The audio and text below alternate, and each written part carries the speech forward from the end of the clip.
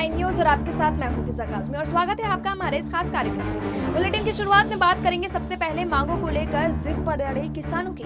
किसान आंदोलन पर कांग्रेस की हल्ला बोल की। वहीं बुलेटिन में बात करेंगे बंगाल में मचे सियासी बवाल की और खबरों में आगे बढ़ेंगे और जानेंगे कि आखिर क्यों पत्रकारों पर भड़क गए बिहार के मुख्यमंत्री नीतीश कुमार। और बुलेटिन के आखिर में बात सिंधिया के ग्वालियर दौरे की। लेकिन तमाम बड़ी खबरों से पहले एक नजर सुर्खियों। सरकार और किसानों की बैठक खत्म। अगली वार्ता 19 जनवरी को दोपहर 12 बजे की जाएगी।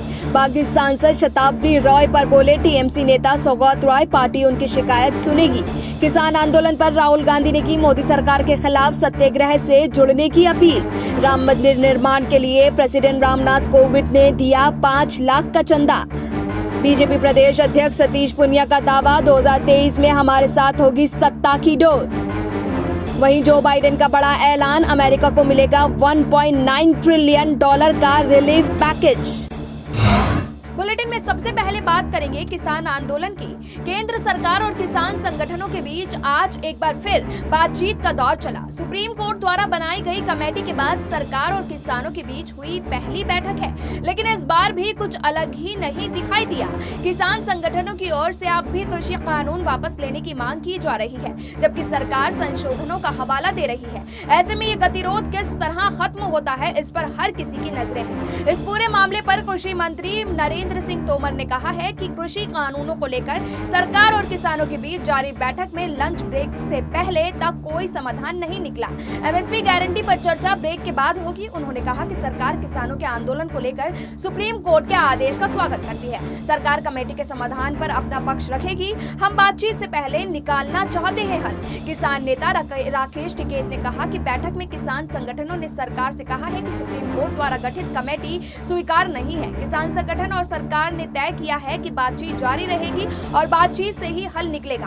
किसान संगठनों का कहना है कि लंच के बाद एमएसपी और तीनों कृषि कानूनों पर चर्चा करेंगे। आपको बता दें कि सरकार और किसानों के बीच तीनों कानूनों को लेकर गतिरोध अभी खत्म नहीं हुआ है। कृषि मंत्री नरेंद्र सिंह तोमर ने कहा है कि हम तीनों कानूनों को वापस नहीं लेंगे, लेकिन हम संशोधनों करने को तैयार है। जबकि बैठक में किसानों ने सख्त रुख अपनाया और कहा कि तीनों कानून तो वापस लेने पड़ेंगे और उससे हम मानने नहीं पीछे हटेंगे। बैठक में कृषि मंत्री की ओर से किसानों को गिनाया गया कि देश में बड़े स्तर पर किसान कानून के समर्थन में है, जबकि किसानों ने कहा कि फिर भी देश भर में प्रदर्शन हो रहा है। कृषि मंत्री के अलावा पीयूष गोयल ने भी बैठक में कृषि कानूनों से जुड़े फायदों को गिनाया। हालांकि अब किसानों की ओर से पंजाब में हुई छापेमारी, हरियाणा में किसानों पर लिए गए एक्शन का मसला उठाया गया। किसानों की मांग है कि सभी मुकदमे वापस लिए जाने चाहिए। अब बैठक में लंच के बाद एमएसपी पर चर्चा होनी है।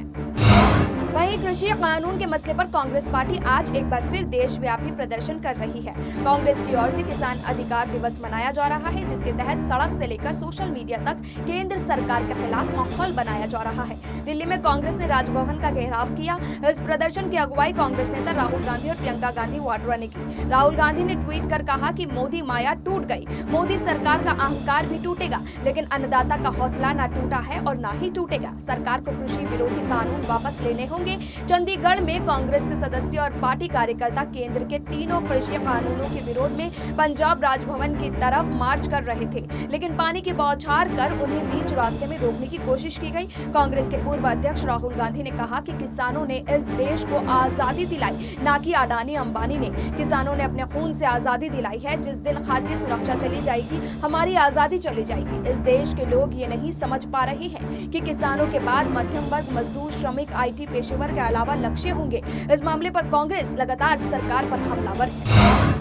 इसके साथ ही बंगाल में मचे सियासी घमासान की बात करते हैं। तृणमूल कांग्रेस की सांसद शताब्दी रॉय के पार्टी छोड़ने की अटकलें लगातार जारी है। इस बीच उन्होंने फिर से आरोप लगाया है कि उन्हें उनके क्षेत्र में आजादी से काम नहीं करने दिया जा रहा है। इस बीच कहा जा रहा है कि शताब्दी रॉय दिल्ली में केंद्रीय गृह मंत्री अमित शाह से मुलाकात कर सकती हैं, जिस पर उन्होंने कहा कि वो बतौर सांसद किसी से भी मिल सकती है। ऐसे में इसमें दिक्कत क्या है? शताब्दी राय इसी सिलसिले में दिल्ली आ सकती है। उन्होंने बताया कि जब वो 2009 में सांसद बनी तो कहा गया कि वो स्टार है इसलिए जीत गई, लेकिन मैंने काम करके हर किसी को गलत साबित कर दिया। टीएमसी सांसद ने आरोप लगाया कि अब उनके क्षेत्र में पार्टी के किसी कार्यक्रम में उन्हें नहीं बुलाया जाता है। ऐसे में लोग उनसे सवाल पूछते हैं कि आप कहाँ हैं? अगर मैं अमित शाह से मुलाकात करती हूँ तो कुछ गलत नहीं है। बतौर सांसद मैं गृह मंत्री से मिल सकती हूँ। शताब्दी राय ने कहा कि मैं अपने क्षेत्र में काम करना चाहती हूँ, लेकिन उन्हें ऐसा करने से रोका जा रहा है। उन्होंने कहा कि मुझे पार्टी ने नहीं बनाया है, मैं पहले से ही स्टार थी। मुझे एक रोड शो में बुलाया गया था, जिसके बाद ममता बनर्जी ने उन्हें पार्टी के साथ जुड़ने के लिए कहा था।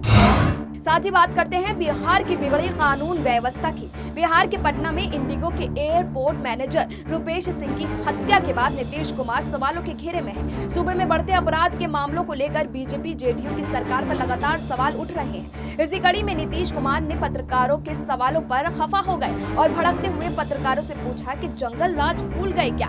नीतीश कुमार ने पत्रकारों से कहा कि अपराध पर कार्रवाई हो रही है, ये भूलना नहीं चाहिए। रुपेश कुमार की हत्या बेहद दुखद है, मामले की जांच हो रही है। नीतीश कुमार ने कहा कि अपराधी क्या किसी से परमिशन लेकर अपराध करता है? उन्होंने कहा कि पत्रकारों को इस तरह से सवाल पूछना बिल्कुल गलत है। पुलिस को हतोत्साहित करना नहीं चाहिए, क्योंकि पुलिस पूरी तरीके से अपना काम कर रही है। पत्रकारों को अगर किसी के बारे में जानकारी मिलती है कि किसका मर्डर किसने किया, तो उन्हें इस बात की जानकारी पुलिस को देनी चाहिए। उन्होंने लालू यादव के शासन की याद दिलाते हुए कहा कि पत्रकारों को बताना चाहिए कि 2005 से पहले क्या गलत है, कितने हिंसा और अपराध होता था, आज वैसी स्थिति है क्या?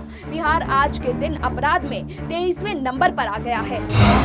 वही बुलेटिन के आखिर में बात करते हैं सिंधिया के ग्वालियर दौरे की। राज्यसभा सांसद ज्योतिरादित्य सिंधिया 16 जनवरी को अफसरों के साथ बैठक कर स्मार्ट सिटी प्रोजेक्ट के कामों की समीक्षा करेंगे। वो अब तक के सभी कामों को पूरे और अधूरे निर्माण को लेकर चर्चा भी करेंगे। सिंधिया 15 जनवरी यानी कि आज नई दिल्ली से ग्वालियर पहुंच गए हैं और 16 जनवरी को सुबह 10 बजे से 1 बजे तक अधिकारियों के साथ बैठक भी लेंगे। इस बैठक में विजन डॉक्यूमेंट को लेकर भी चर्चा होगी। बैठक के बाद सिंधिया रानीघाटी स्थित कृष्णायन गौशाला जाएंगे और उसके बाद पूर्व नगर पालिका अध्यक्ष रामनिवास राठौर के लक्ष्मीपुरम घर और पूर्व सांसद बारेलाल जाटव के समाधिया कॉलोनी स्थित घर और पार्षद इरफान बेग के अवारपुरा स्थित घर पर पहुंचकर शोक व्यक्त करेंगे। फिलहाल इस बुलेटिन में इतना ही, लेकिन देश और दुनिया की तमाम बाकी खबरों के लिए आप जुड़े रहिए SPN 9 न्यूज के साथ।